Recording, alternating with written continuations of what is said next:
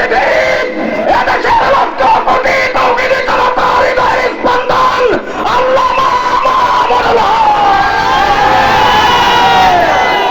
নারায়ে তাকবীর, আল্লাহু আকবার। আসসালামু আলাইকুম ওয়া রাহমাতুল্লাহ। আলহামদুলিল্লাহি রাব্বিল আলামিন ওয়া সলাতু ওয়া সালামু আলা সাইয়্যিদিল মুরসালিন, আম্মা বা'দ। সংগ্রামী তৌহিদি জনতা, নারায়ণগঞ্জের সংগ্রামী জনতা, আপনারা শান্তি সমাবেশ থেকে আমাদের স্পষ্ট পয়গাম, সংখ্যালঘুদের জানমাল, ইজ্জত আবরু, তাদের ধর্মীয় উপাসনালয়গুলোর নিরাপত্তা হেফাজতে ইসলাম দায়িত্ব পালন করছে, অব্যাহতভাবে করে যাবে। আপনারা উলামায়ে কেরামকে, ইমাম সাহেবদেরকে এই ক্ষেত্রে সহযোগিতা করবেন।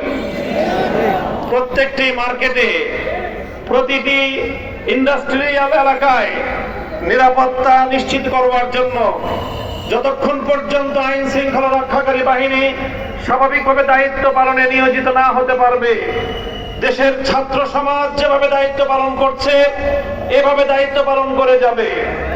উলামায়ে কেরাম, আলেম সমাজ, ইমাম সাহেবান, আপনাদের নেতৃত্বে আপনারা তাদেরকে সহযোগিতা করে যাবেন। আরেকটি পয়গাম আমি দিতে চাই, এই আগস্ট বিপ্লব, 5ই আগস্টের এই গণ অভ্যুত্থান, এটি রচিত হয়েছে এদেশের সর্বশ্রেণীর ছাত্র জনতার ঐক্যবদ্ধ এক মজবুত দৃঢ় ঐক্যের মাধ্যমে। এই ঐক্যে যেভাবে আমার স্কুলের ছাত্র ছাত্রীরা ছিল, এই ঐক্যে যেভাবে কলেজের ছাত্র ছাত্রীরা ছিল, ইউনিভার্সিটির ছাত্র ছাত্রীরা ছিল, একইভাবে টেকনাফ থেকে তেতুলিয়ায়, হাটহাজারী থেকে রহমানিয়ায়, প্রতিটি স্তরে আমার মাদ্রাসার ছাত্ররাও হাতে হাত রেখে রাজপথে আন্দোলনের এক অটুট বন্ধন তৈরি করেছিল। আজ তাই পরাজিত শক্তি চায় আবার আমাদের মধ্যে বিভেদের দেয়াল তৈরি করতে। বিগত পতিত স্বৈরশাহী আওয়ামী সরকার, তারা 16 বছরের চেষ্টার মধ্য দিয়ে চেয়েছিল জাতির মধ্যে বিভেদ তৈরি করতে। স্বাধীনতার 50 বছর পরে এসেও তারা রাজাকার নাম দিয়ে এদেশের ধর্মপ্রাণ জনগোষ্ঠীকে তারা দাবায় রাখবার ষড়যন্ত্র করেছিল।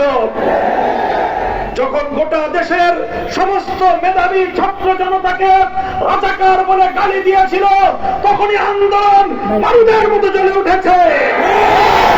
বাংলাদেশে স্লোগান উঠেছিল, আমি কে তুমি কে। কে বলেছে, কে বলেছে? আমি বলতে চাই, মনে রাখতে হবে ঐক্য এই আন্দোলনের মজবুত ভিত। আগামী দিনে ঐক্যকে ফাটল ধরাবার জন্য পরাজিত শক্তি আবার চেষ্টা করছে। স্কুল কলেজ ভার্সিটির ছাত্ররা, তোমাদেরকে আমাদের মাদ্রাসার অঙ্গনে আমি স্বাগত জানাই।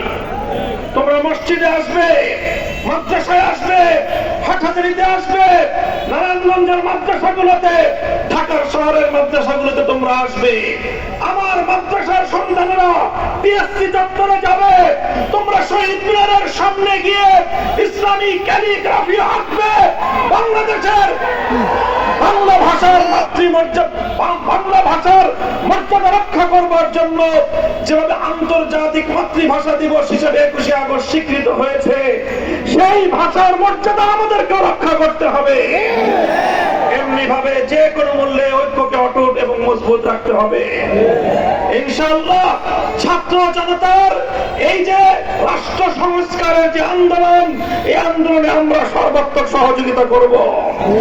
সকল আত্মত্যাগ, সকল শহীদের রক্তের সঙ্গে আমাদেরকে ইমানদারি রক্ষা করতে হবে, শহীদদের মর্যাদা রক্ষা করতে হবে, সকল হত্যাকাণ্ডের